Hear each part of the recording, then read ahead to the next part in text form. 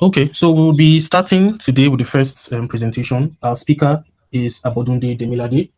He is a public health graduate, global health advocate, and founder of the Global Health Circle, a youth-led initiative dedicated to connecting aspiring public health professionals with learning, mentorship, and career opportunities worldwide. He is passionate about strengthening health systems through research, health promotion, leadership, and capacity building. Demilade has experience in public health research, mentoring and evaluation, community health, and program coordination. He has contributed to the health initiatives spanning tuberculosis control among non-governmental organizations, maternal and child health, substance use prevention, and health education. As the founder of the Global Health Circle, he has successfully led multinational teams and organized international virtual workshops featuring renowned global health leaders from organizations such as Africa CDC, Village Reach, and leading academic institutions.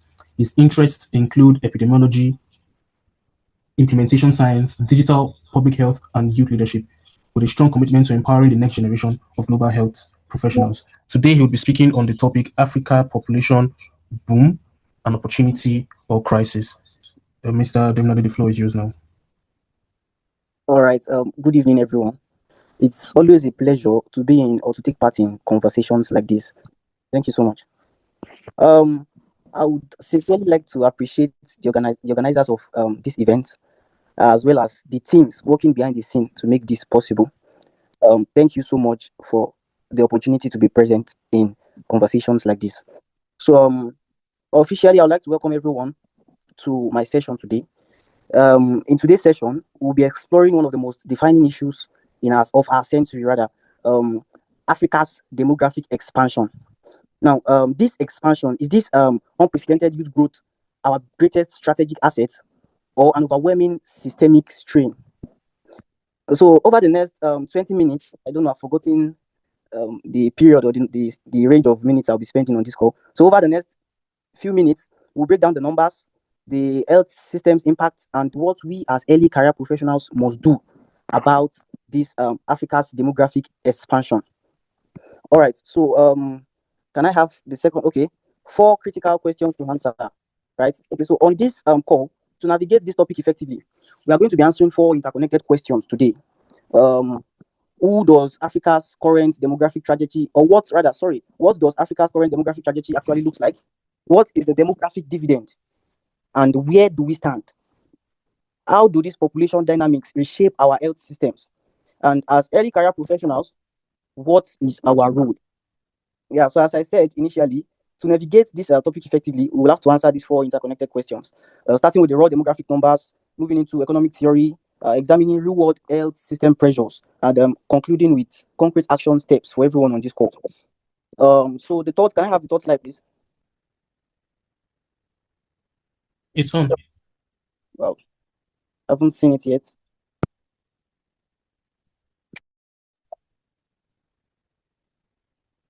All right. Africa demographics trajectory. What are these numbers? What does these numbers actually look like? So, the boom. Africa's population is projected to double by 2050, reaching approximately 2.5 billion people. By 2100, 1 in 3 people on Earth will be African. Now, in 2050, 1 in 4 people will actually be African. In 2100, 1 in 3 people will be African globally, meaning that out of every 4 persons we see in the world, or we meet, or we tend to see in the world, 1 of every 4 persons we are meeting in the world is or belongs to the African race. This is according to, or this resources from the African Development Bank. So the youth bulge, over 60% of Africa's population is currently under the age of 25, making it the youngest continent globally. Yeah, I think according to the United Nations population survey, the median age in sub-Saharan Africa happens to be 19. Now, if we look at these numbers, we can tell that in the next years to come, demographics will actually dictate our destiny as Africans. Now, by 2050, 1 in every 4 human beings will be Africa. By 2100, that number rises to 1 in 3. Now, crucially, over 60% of our continent is under the age of 25 currently. So obviously, we are not just growing in population. We are an overwhelmingly young, rapidly urbanizing workforce. From the number, over 50% living in, by 2035, over 50% will be living in urban centers. So now we are not just growing in population. We are an overwhelmingly young, rapidly urbanizing workforce. Now, the more we increase in population in Africa, the more youths we tend to have. And on this call, we'll actually be exploring if this is an opportunity or if this is a crisis. Now, to the next slide, understanding the demographic dividend. What is actually this demographic dividend? Now, the demographic dividend is the economic growth potential that results from shifts in a population's age structure.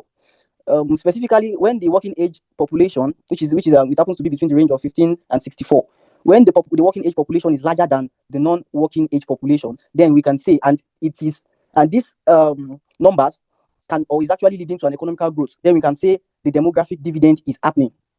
Now, the non-working age population, we have the elderlies, the dependent children, those who still depend on their mothers, their fathers for means to survive, for food, for shelter, and the likes. So now we have a formula. In order to achieve this demographic dividend, I guess this is where majority of my session will be focused on. So in order to achieve this demographic dividend, there is a formula. Now, it requires that there is a drop in fertility rates combined with strategic investments in health, education, and job creation for surging workforce. Now, how can we control this growth in population? It requires a drop. I said it requires a drop in fertility rate. So the rate at which our women are giving birth has to drop.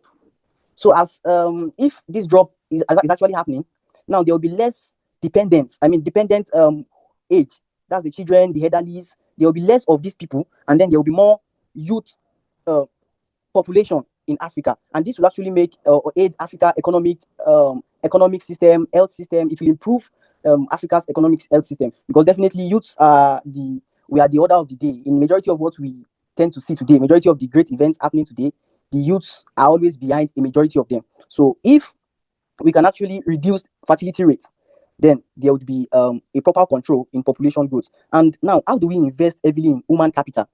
When I say human capital, please, I'm still on the slide 4, so sorry. Yeah, so how do we invest in human capital? Now, when I say human capital, what do I mean? How do I mean by human capital? The education, healthcare system, workforce infrastructure, and likes. Now, first off, I'll be focusing on the sexual and reproductive health under the healthcare system. Now, if we are investing in the healthcare system, we have to be very strategic about it. Now, when you are so sorry, when you are thinking to invest in healthcare system, and you are weighing the control in population growth, you have to be very careful, or you have to be very strategic about reducing or decreasing fertility rate, as I've said. So now this will bring us to what we call family planning. Now, if we are investing in a healthcare system, there have to be a concentration on the expansion to the access of family planning services and modern contraception among our women in Africa. Now, PHCs, let me use PHCs as an example. PHCs has been an important or crucial factor or a crucial system in controlling or curtailing fertility rates over time. Now, how do I mean? Years back, we usually have families whereby a man will have 2-3 wives, 20 children, 13 children. There are times like this where we have families with 13 children, and then the father does not have any reasonable thing to actually cater for these children. Now, that was where family planning came into this picture. Family planning came like a strategy to reduce birth rates among women, and PHC has actually integrated this structure into their system. Now, we have family planning as a very important part of PHC. If you're a public health student, you can attest to the fact that whenever you go for your public health posting, it's always majority of the time they're always taking you to PHCs. And whenever you go for this posting, like every week, there's always a time where pregnant women come together, they get education, particularly about family planning. Now, this is actually a structure, and it has actually helped over time, and I want to believe it will continue to help. But we have to be very strategic about it. Now, we have to expand access to family planning services and modern contraception. I believe this will shift the population structure to have fewer dependents, as there will be lesser fertility rates. So, the numbers, there is a number that I should state from the DIS in 2015. The total fertility rate, I want to believe that's for Nigeria. I don't have much information about countries outside Nigeria. So the total fertility rate in rural areas is 1.5 children per woman, higher than in urban areas. Now, so when I say we should be strategic about investing in healthcare system, when an intervention is about to be implemented, and we can notice that, in the rural areas, these guys tend to birth more children than in the urban areas. So if we are investing in family planning, we have to push a majority of the investments to the rural areas, and that will actually help reduce fertility rates across Africa. So for education, right, an increase in public funding has to happen now, especially for universal secondary education. Now, when we are doing this as well, we also have to be very strategic about it. Now, I observed that we even have more public schools in the urban areas than we have in the rural areas in some parts of Africa, and that is actually a major issue that needs to be tackled. Right? According to there was a particular survey that World Bank aired in 1999. Researchers will not agree with me because researchers always love to validate findings with recent research. But according to this survey in World Bank 1999, it showed that every 4 years of education that a girl attains, fertility rate drops by roughly one birth. Now, every 4 years of education that a girl child attains, fertility rate drops by roughly one birth. That was in 1999. So we can see how crucial education is for, or in order to control the increase in population growth. Now, we have to target majority of this health education at women. There should not be discrimination across Africa. Everybody should have equal rights to education. According to World Bank, it's believed that this can actually aid a decrease or a control in population growth. So there should also be targeted investments in rural areas as well, because they actually need it. According to findings, these guys actually need it the most. They are the ones who you find them birthing 4 children, 6 children, when their father is still struggling to cater for one. Right? Still, now that's the reason I stated strategic investment. Every investment has to be very strategic. So I guess that takes us to the next slide. Where does Africa stand today? Where does Africa stand today? Now, the window is open, but at the same time, it's closing. Africa is at a crossroads. Now, the working age population is expanding rapidly, but for this dividend to occur, it's not going to occur automatically. We're not just going to see it because we're having youths present among us in Africa. That doesn't guarantee a chance of the demographic dividend happening. Now, there is a risk. I call it the crisis. Now, if youth unemployment remains high and health education tracking lags, this asset risk becoming a driver of economic strain and social instability. Now, I always tell my colleagues, whenever you're targeting an intervention that you can confirm that this problem is increasing. I mean, whenever you're targeting an intervention for a problem and you can confirm that the problem is increasing over time, you have to make sure whatever intervention you are trying to create is moving at the pace in which the problem is moving, right? So if population growth keeps booming, and the rate at which our government is investing in health system, in education, does not match this pace, now it becomes a serious crisis. Take for example when there was COVID-19. Now let me use this number. I don't know where I had it. I don't know if I had it on the slide where they stated, I guess it was World Bank as well, stated that 675 million people in Africa lacks access to quality healthcare. 675 million people in Africa lacks access to quality healthcare. Now, in during the COVID-19 era, that was in 2020, where we had to start implementing or employing preventive measures like social distancing, right? And we have now, if we compare then, that was 2020, to the numbers we'll be having in 2050, and then there has not been any significant increase or change in healthcare system or significant investment rather, then such a time, like if such happens again, we risk a high mortality rate in Africa. Like a lot of people is definitely going to go with it. So that's another way to point out the crisis we are currently facing if we don't strategically invest in healthcare system across Africa. So the reality, only a few sub-Saharan nations are currently on track to maximize the dividend due to persistent gap in workforce readiness. Right? Yes, there's what we call the pre-transition demographic stage. There's what we call the late transition demographic stage, and then there's what we call the early transition demographic stage. Now, the pre-transition demographic stage, this is it happens when there is high fertility rate, and then when there is high fertility rate, there will be high dependency ratio.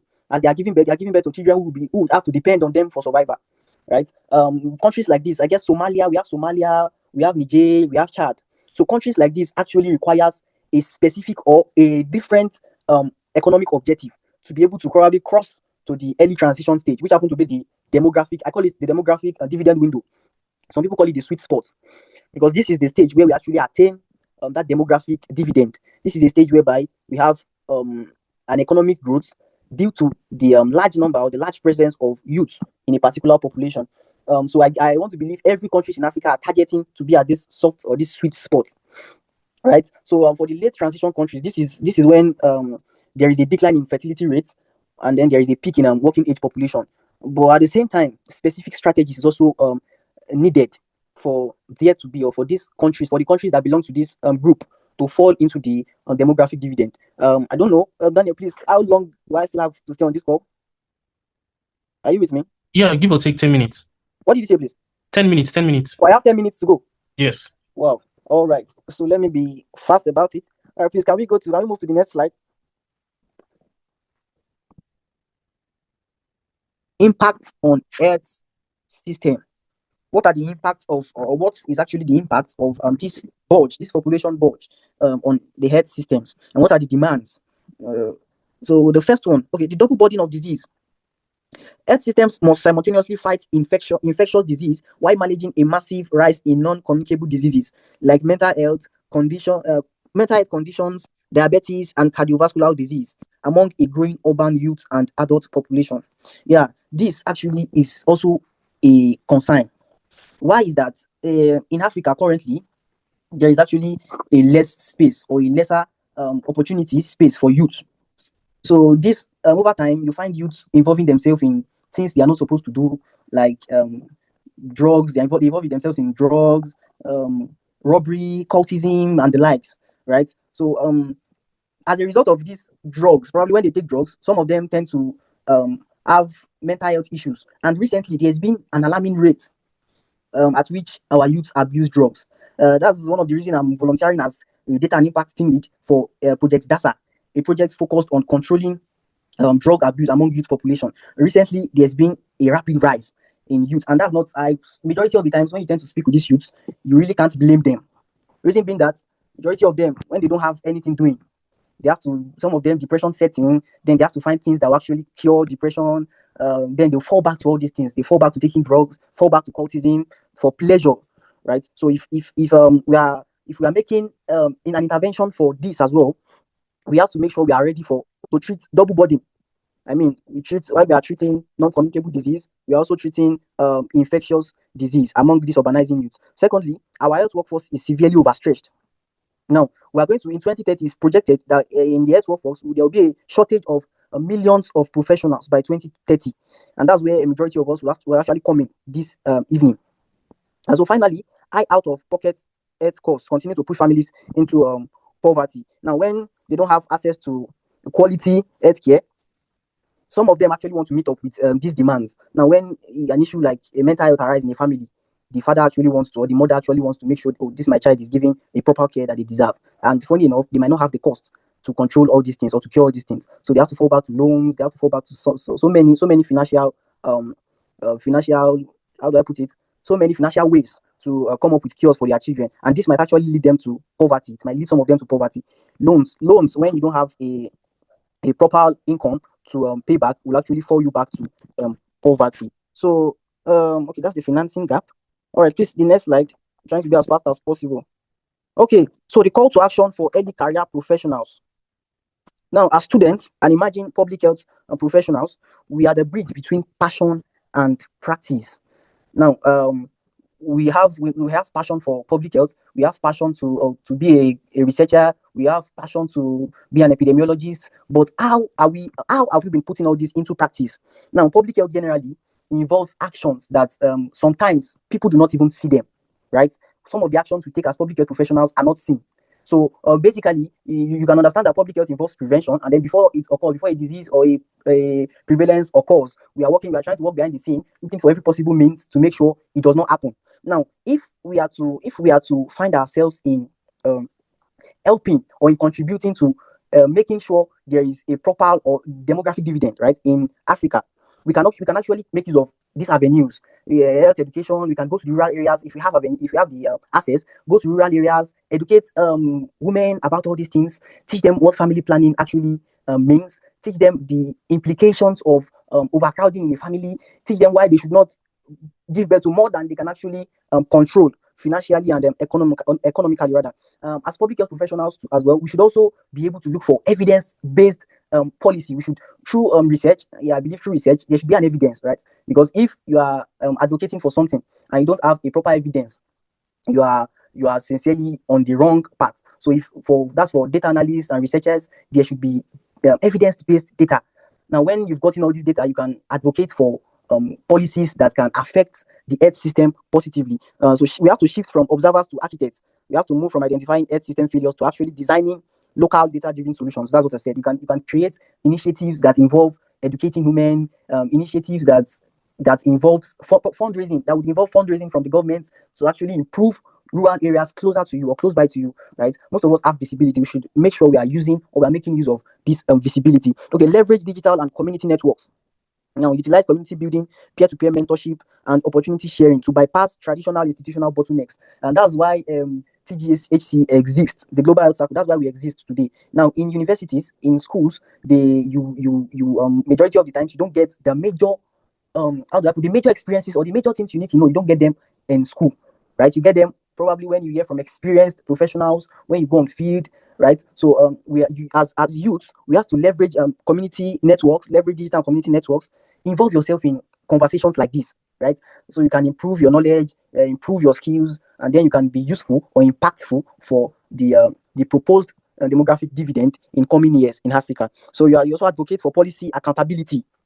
And I said it earlier, use data to demand that local health budgets reflect youth health, mental wellness, and primary health care infrastructure. Now, emphasis on the youth health and the mental wellness. When you can come up with projects that involves you probably interviewing these touts, these Agbero guys, interview them, get a reasonable numbers from the interview that you can use to actually drive decision making. Yeah, even if it's not in Nigeria, in Ghana, in South Africa, within your local environment, right? What actually happens when one of us is actually doing this in our locality, another person is doing this in his locality, another person is doing that in his locality. When we combine all these efforts together, it will actually go a long way. Right. So conclusion and key takeaways. So to summarize the 4 key points, so as to aid our remembering, first, I said it, demographics actually dictate Africa's future. Now, whatever is going to happen in Africa in the next 25 years, in the next 50 years, it's actually very dependent on demographics. So second, the demographic dividend requires active and strategic investment. We do not necessarily have to be a young population. A young population might not be able to achieve it. What we necessarily need is a strategic and an active investment. So thirdly, our health system must adapt to a double burden of disease. Yes, we have to start looking for ways in which we can control or curtail the happenings or the rise of double burden diseases when there's NCDs and infectious disease at the same time. Our health system should be able to control it. And fourth, our generation has the responsibility and tools to lead this important transformation. So I'm going to leave on this note that population growth does not automatically overwhelm health systems. Now, the question we should be asking is whether investment in health, investment in the workforce development, and investment in infrastructure is growing as fast as the population they are meant to serve. If a population is growing and the health system is lagging behind, or the investment in workforce is lagging behind, the investment in infrastructure is lagging behind, then this becomes the population growth becomes a crisis. But if investment is able to keep pace with population growth, then we can gladly say it will become an opportunity. Thank you for joining this session. It's a pleasure to be here once again. Thank you very much, Demilade. Please, if you have any questions, please indicate or maybe put them in the chat box. The first question we'll be asking is something that most persons ask for both of the topics. So there's a growing argument that the health decisions that affect Africa should be made in Africa by Africans rather than being shaped by international donors and global institutions and all that. Now, do you think that it is something realistic?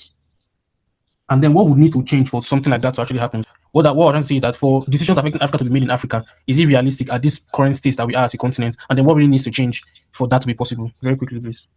All right. A very good question. But the truth is, currently in Africa, we are far, far behind as regards financial capacities. So definitely we still have to fall back to these international organizations for funding.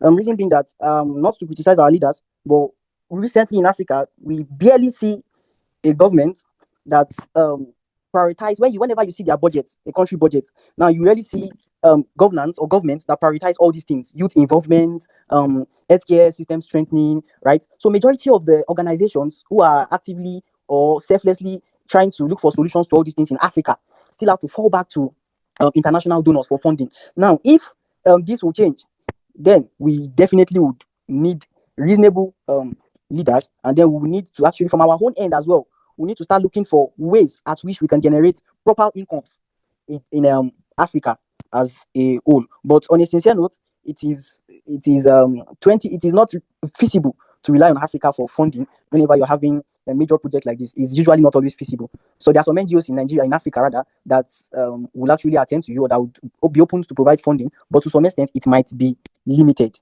right? I want to believe that answers the question. All right. So in essence, I guess what you're trying to say is that currently it is not realistic, it's not feasible. But if anything needs to change, it has to start from government, basically. Right. All right. Two questions in the chat very quickly. First one is that how do you convince overprotective or apathetic parents to allow their wards participate in uplifting public health in Africa? Because it's one thing to have good intention, another thing to get familiar support. Then the second question is that polygamy used to be responsible for increase in population, larger family, more workforce to do farm work and stuff. Polygamy has reduced now, yet our population is still on the rise. What factors do you attribute it to?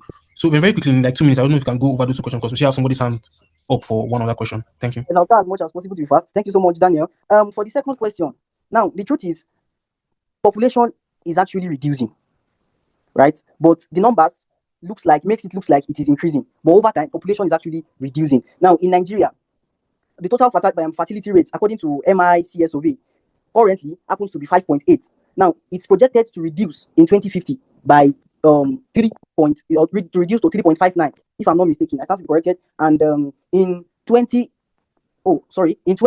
it will reduce to 4.75. I'm trying to remember the numbers. While in 2050 it will reduce to 3.59.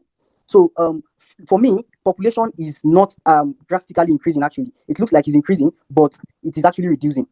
Now, I would say the short answer, let me just give a short answer. Population growth is not just determined by how many babies are born, right? It's driven by how many of them survive and how long people can actually live. You get? So the first question is, how do you convince overprotective or apathetic parents to allow their wards participate in uplifting public health in Africa? The truth is, probably your parents have not seen the results that other kids or other children or other youths actually producing in the public health world. Now, you need to expose them to all these results. Now, recently we're having youths being involved in majority of the reasonable things done across Africa and globally. Like, youth is actually on the rise. So if you show them these evidences, or if you allow them see all these evidences, they'll be encouraged, and then you have to shift from believing that they have to give you a support first before you can push further. Right? You are growing, and then you should grow with the mentality that, I have to move or live beyond the imaginations or the horizons of these people. Now, if you don't start thinking beyond what they are thinking on your behalf, you might be seriously limited, right? So I want to believe that answers the question. I'm so sorry. I'm trying as much as possible to be fast. No problem. So finally, Dr. David, your hand was raised for a question. Please, you can go ahead now. Yeah, thank you very much, Daniel, and thank you so much, Mr. Demilade. It was a very insightful session, and I must really commend your dexterity to giving us all those necessary figures to expose us to the situation we're at the moment. So thank you so much. I just wanted to. This is more like a comment from my own end, because I think when you were talking about me trying to respond to I think this first question or so. And it just comes to mind. I mean, it bothers me a whole lot when we talk about health financing.